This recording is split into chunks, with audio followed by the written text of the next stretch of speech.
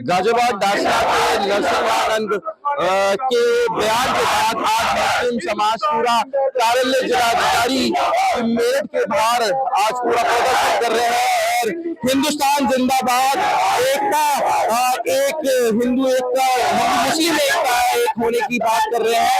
और बयानबाजी देने वाले बाबा है उनके खिलाफ खूब नारेबाजी यहाँ पर चल रही है और उनको गिरफ्तार करने की यहाँ पर मांग चल रही है। आपको एक बार पूरा दिखाऊंगा यहाँ पर कितने तादाद में यहाँ पर पहुंचे हैं और यहाँ पर पाखंडी बाबा उनको बताया जा रहा है और उसके बाद अब कुछ बात कर लेते हैं।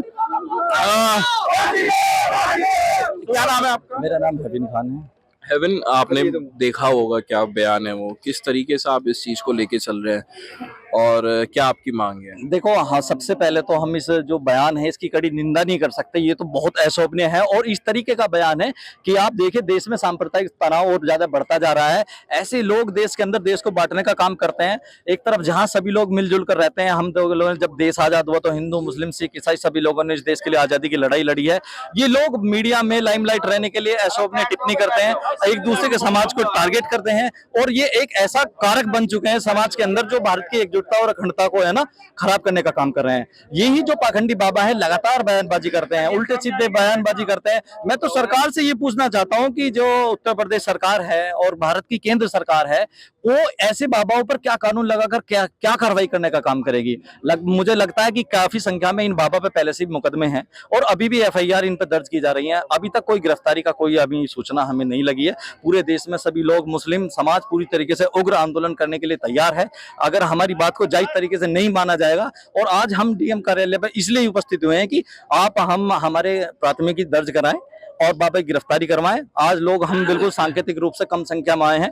अगर हमारी ये जो हमारे नबी पाक सल्लल्लाहु अलैहि वसल्लम के खिलाफ जो गुस्ताखी की गई है, इस गुस्ताखी को हम माफ नहीं करने वाले हैं, क्योंकि हम ये चाहते हैं कि इस देश में हिंदू मुसलमान हमेशा से ही प्यार से रहता है।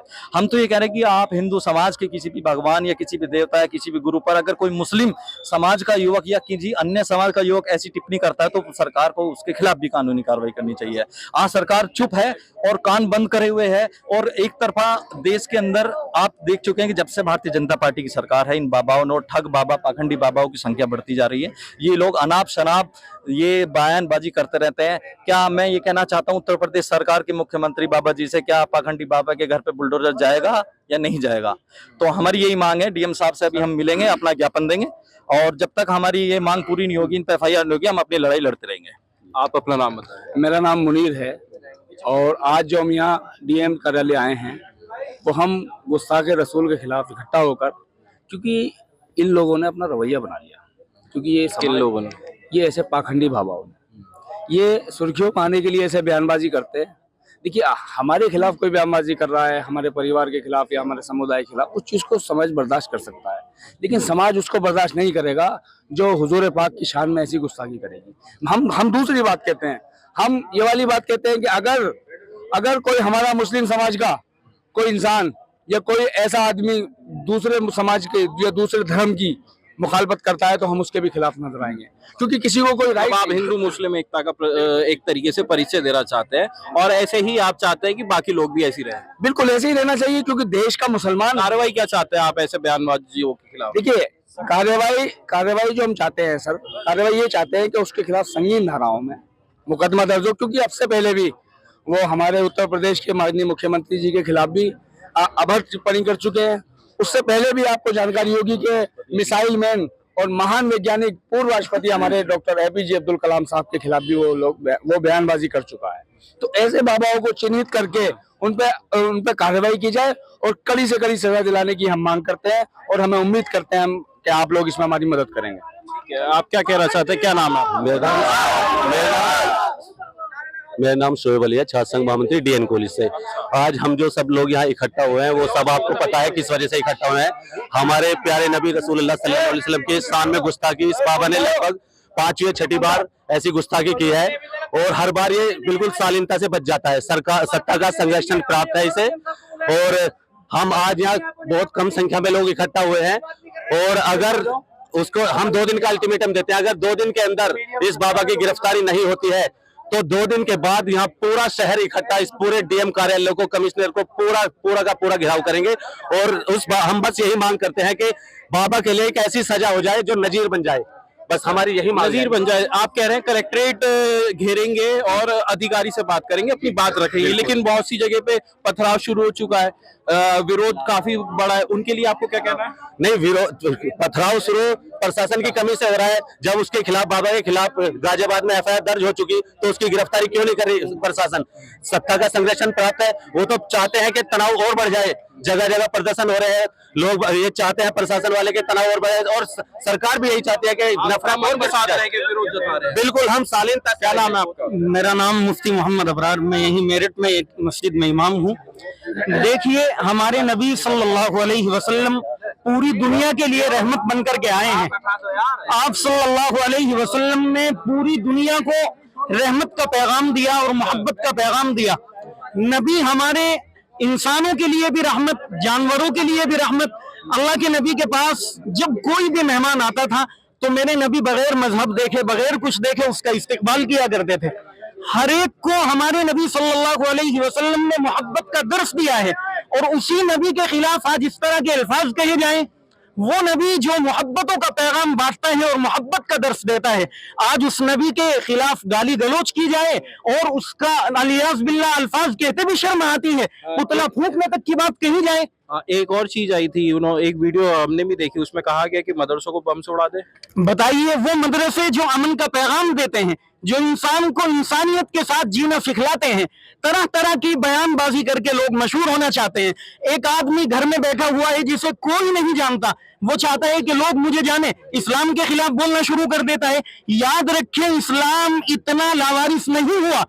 इस्लाम के चाहने वाले और मानने वाले दुनिया में बहुत हैं। मुसलमान उसके बीवी बच्चों पर आप हमला करो, बर्दाश्त कर सकता है। मेरी माँ को गाली दो, मैं बर्दाश्त कर सकता हूँ। मेरे बाप को गाली दो, मैं आपको कुछ नहीं कहूंगा। लेकिन अगर मेरे नबी को कोई गाली देगा तो याद रखें कि मैं अपनी गर्दन कटा भी सकता हूं, और इससे आगे जो भी कुछ होगा, मेरा जिस्म नोच नोच कर भी अगर कोई खा जाए, मैं तब भी इस चीज को गवारा नहीं करूंगा कि मेरे नबी की शान का। आपकी बातों से आपकी बातों से लग रहा है आप काफी समझदार है, अमन चैन आप प्रेरित करते हैं लोग कि अमन से रहे।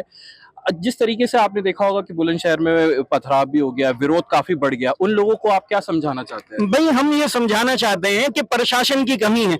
अगर प्रशासन जैसे ही उसके खिलाफ एफआईआर दर्ज होनी शुरू हुई, अगर उसे गिरफ्तार कर लेते तो कुछ भी ना होता, हम लोग भी अपने घरों में जाते। ये जो आपको तमाम लोग नजर आ रहे हैं, ये हर एक कारोबारी आदमी है, हर एक बहुत बिजी है, लेकिन हम तमाम अपने कारोबार को और तमाम मशगूलियात को अल्लाह के रसूल की मोहब्बत पे कुर्बान करते हैं। अल्लाह के नबी की मोहब्बत मेन चीज है। हमारे काम भी बाद में है, हमारा खाना भी बाद में है, पीना भी बाद में है, हमारा सोना भी बाद में है। तो हुकूमत हमें मजबूर कर रही है इस बात पे, वरना मैं कहता हूं कि जैसे जगह जगह लोगों के इनकाउंटर कराए जा रहे हैं, जगह जगह लोगों के मकानों पर बिल्डोजर फेरे जा रहे हैं। जब नबी सल्लल्लाहु अलैहि वसल्लम की शान में महाराष्ट्र का रामगिरिराज महाराज अल्लाह के नबी की शान में गुस्ताखी करता है, अगर उससे सख्त से सख्त कार्रवाई उस पर हो जाती तो शायद के इस नालायक की हिम्मत ना होती कि इस तरह की गिरफ्तारी और सख्त कार्रवाई चाहते हैं। अगर ये नहीं हो पाता है तो फिर क्या करेंगे?